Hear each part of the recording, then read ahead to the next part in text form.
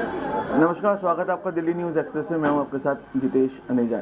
इस वक्त मौजूद हैं उत्तम नगर विधानसभा में, जहां पे हमारे साथ खास बातचीत करने के लिए मौजूद हैं आम आदमी पार्टी से विधायक प्रत्याशी पूजा नरेश बालियान, जिनसे हम खास बातचीत करते हैं। पार्टी ने इनको प्रत्याशी बनाया है, क्या कुछ कहती हैं आपको बता देगी। इनके जो यहाँ के जो वर्तमान विधायक हैं नरेश बालियान, वो जेल में हैं। उसके बाद इनको टिकट दिया गया पार्टी ने। चलिए इनसे सीधी बात करते हैं, क्या कुछ कहती हैं सभी मुद्दों को लेकर। पूजा जी, सबसे पहले तो बहुत सारी शुभकामनाएं आपको, पार्टी ने आपको यहाँ का प्रत्याशी बनाया है। बहुत बहुत धन्यवाद। मैं अरविंद केजरीवाल जी का तहे दिल से धन्यवाद करती हूँ, जिन्होंने मुझ में विश्वास जताया और मुझे उत्तम नगर से पार्टी आम आदमी पार्टी का उम्मीदवार बनाया। पूजा जी, आपके जो पति हैं, जो यहाँ के वर्तमान विधायक हैं नरेश बालियान, वो जेल में हैं। कितनी कमी उत्तम नगर के लोगों को खल रही है उनकी यहाँ पे ना होना? बहुत कमी खल रही है उत्तम नगर के लोगों को उनको यहाँ ना होने से, और वो कहते हैं ना, बहुत मिस कर रहे हैं उनको। और वो उनका रूटीन होता था कि वो रोज़ सुबह से लेके शाम तक पर्सनल संपर्क करते थे, लोगों से मिलते जुलते थे, जनसंपर्क उनका बहुत अच्छा था। घर में ऑफिस खोल रखा था, तो डेली सुबह 8 बजे से लेके 12 बजे तो व्यक्तिगत रूप से हर व्यक्ति से मिलते थे। एक परिवार की तरह माहौल बनाया हुआ था। घर में ऑफिस इस तरीके से किया हुआ था कि जो भी लोग आते थे ऑफिस में आते, चाय पानी पीते, वो उनकी समस्याएं सुनते और जो समाधान हो सकता था वो करते थे। जी, अब आपको यहाँ से पार्टी ने प्रत्याशी बनाए हैं, जगह जगह आप घूमे उत्तम नगर की गलियों के अंदर। कैसा आपको वहाँ का रुझान मिल रहा है? जनता में कितना गुस्सा है इस चीज़ को लेके, या जनता किस तरीके से आपसे मिल रही है? देखिए, मैं जनता से मिली और मैंने तो पहले लोगों से सुना था कि नरेश बालियान जी को लोग पसंद करते हैं, लेकिन जब मैं जनता के बीच में गई तब मुझे पता लगा कि वो तो उनको बेपनाह प्यार करते हैं। नरेश बालियान जी को व्यक्तिगत रूप से ही उत्तम नगर की जनता बहुत प्यार करती है और अपना बेटा मानती है। तो एक दिल से दिल की कनेक्टिविटी जो होती है, वो नरेश बालियान जी ने यहाँ उत्तम नगर के हर व्यक्ति के साथ बना रखी है। जब मैं इलेक्शन में, मैं राजनीति में नहीं थी, पर कुछ ये जो घटनाक्रम हुआ, तो इस अन्याय के खिलाफ लड़ाई लड़ने के लिए मुझे राजनीति में आना पड़ा। तो लोगों से मिलना हुआ, लोगों से तो मुझे लगा कि जैसे मुझे मांगने की ज़रूरत ही नहीं पड़ती, बिना मांगे आशीर्वादों की बौछार आती हैं। वो लोग इतने नरेश बालियान जी से कनेक्टेड हैं कि नरेश बालियान जी का दुख उनका दुख नहीं है, उनके परिवार का दुख नहीं है, वो दुख तो सारी उत्तम नगर की जनता में है। सुबह आते हैं लोग, कोई प्रसाद लाता है, कोई तिलक लाता है, कोई नारियल लाता है, सब लोग मिलते हैं और चाय पीने के समय से ही गतिविधि ऐसी होती है कि बुला बुला के आशीर्वाद देते हैं कि पूजा बेटा नरेश के साथ हैं, अन्याय की लड़ाई में साथ हैं, हिम्मत से चुनाव लड़ो। तो सारी हिम्मत मुझ में इनके प्यार और आशीर्वाद की है। चुनाव से पहले यहाँ के विधायक को गिरफ्तार करना, इसको आप किस तरह देखते हैं? क्या राजनीति का मोहरा है या सोची समझी साजिश है?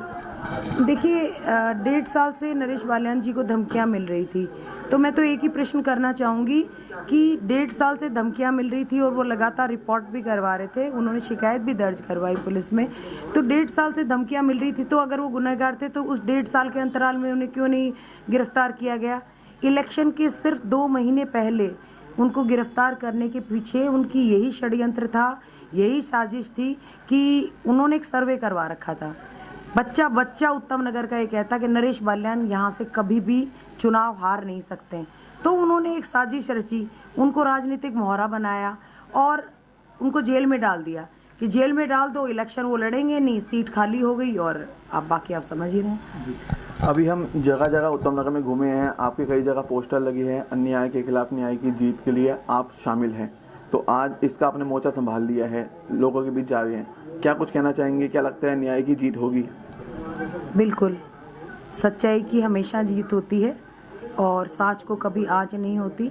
और सबसे बड़ी बात है, इसका फैसला, ये मुकदमा जो चला है, ये उन विपक्ष के षड्यंत्रकारियों की ये साजिश है, लेकिन मुकदमा एक और ऊपर भी भगवान की अदालत में चला है, वहाँ चल रहा है। वहाँ अर्जी मैंने लगाई है, वहाँ उत्तम नगर की जनता ने अर्जी लगाई है और ईश्वर वो परमपिता हमारी ज़रूर सुनेगा। जल्द ही नरेश बालियान जी आप लोगों के बीच में होंगे, बाइज्जत बरी होंगे।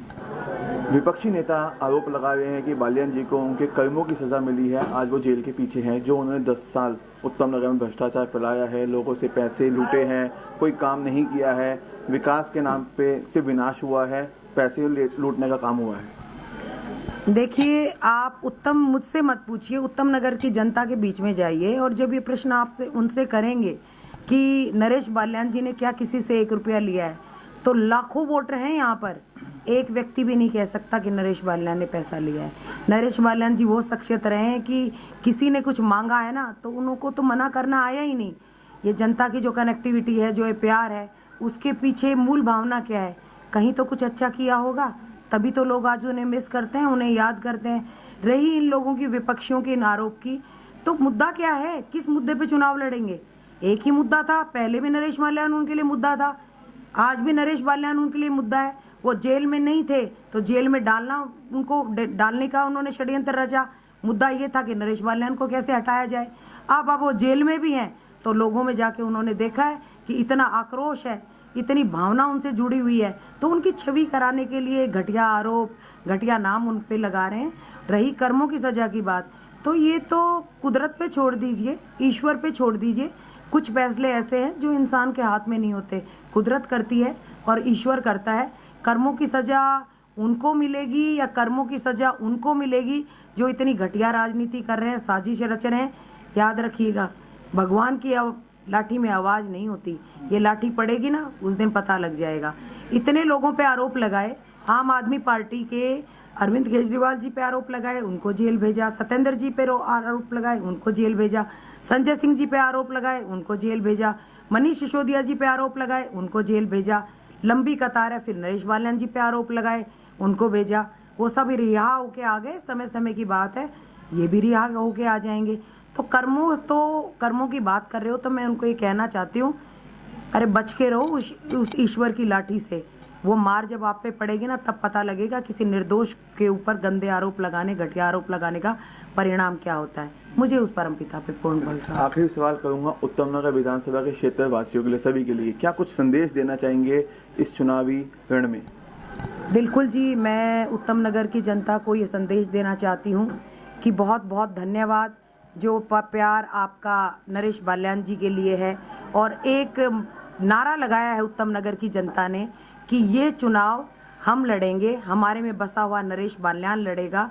तो कोटि कोटि प्रणाम है उत्तम नगर की जनता को। जो ये चुनाव कोई पूजा नरेश बाल्यान नहीं लड़ रही, उत्तम नगर में बैठा हुआ हर व्यक्ति ये चुनाव लड़ रहा है, तो बहुत धन्यवाद है। जहाँ तक राजनीति का सवाल है, मैं तो राजनीति में आना ही नहीं चाहती थी, लेकिन पार्टी का आदेश और मेरे पति श्री नरेश बाल्यान जी की इच्छा को सबसे ऊपर रखते हुए और अन्याय जो उनके साथ हुआ है उसके सामने अपनी आवाज़ उठाते हुए मैं ये चुनाव लड़ रही हूँ। पूरे हौसले, पूरे हिम्मत के साथ चुनाव लड़ूंगी और जीत समर्पित करूंगी उत्तम नगर विधानसभा को, जिन्होंने मुझे एक एक व्यक्ति ने आशीर्वाद दिया है। अब मेरा जीवन जो है पूर्णतः से उत्तम नगर की जनता को समर्पित होगा। एक एक वोट जो नरेश बाल्यान जी के नाम पर और आम आदमी पार्टी के कार्यों को देखते हुए पड़ेगा, वो एक एक वोट का कर्ज मैं इतना काम करके चुकाऊंगी कि उनकी ब्याज मिलेगा, उनको ब्याज भी चक्रवर्ती रूप में मैं उनका चुकाऊंगी और इतना काम करके दिखाऊंगी जो मेरी परिधि में होगा और जो मेरी कैपेसिटी होगी उससे भी ज़्यादा जनता का काम करके दिखाऊंगी। क्योंकि ये जो जनता ने प्यार और आशीर्वाद दिया है, ये मेरे ऊपर बहुत बड़ा कर्ज है और कर्ज मुझे काम के जरिए ही चुकाना है। धन्यवाद।